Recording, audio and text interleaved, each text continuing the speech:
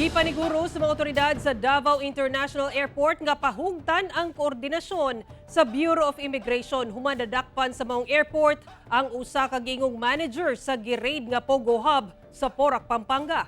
Atong sayro ng detalye niini sa live report ni Jondi Esteban. Jondi.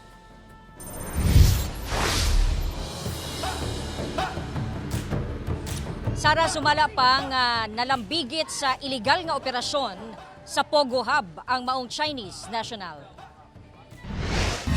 June 23 ning tuiga nadakpan ang usa ka babaye nga Chinese national sa Davao International Airport. Sumala pa nga maong babaye manager sa usa ka illegal nga Pogo Hub nga Lucky South 99 ug ganaasab daw kini sa watchlist sa Bureau of Immigration. Gisuwayan sa GMA Regional TV 1 Mindanao ug kuha og detalye kalabot niini ang Bureau of Immigration Davao apan wala pa kini pahayag. Wala sab daw detalye labot niini ang Davao International Airport Police Station.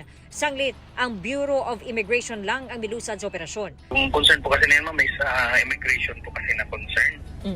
Sila po yung nakakuha. Apan ilang gipanganti nga padayon ang ilang koordinasyon sa Bureau of Immigration sa pagsiguro sa seguridad ug aron dili malutsan labi na tung anaa sa watchlist sa awtoridad. Pag-coordinate po tayo sa lahat ng government agency concerning po ng mga ganyang matters. Samtang gisiguro sa Police Regional Office 11 pinaagi ni PRO 11 spokesperson Police Major Catherine De La Rey nga walay operasyon sa mga Pogo Hub sa Davao Region. Taliwala sa pagkadakop sa maong Chinese national nga nalambigit sa illegal nga operasyon sa Pogo. Sara ang nadakpan nga Chinese national gibalhin na sa Manila kabahin sa ilahang padayon nga investigasyon sa Presidential Anti-Organized Crime Commission. Sara. Okay, daghang salamat, Jondi Esteban.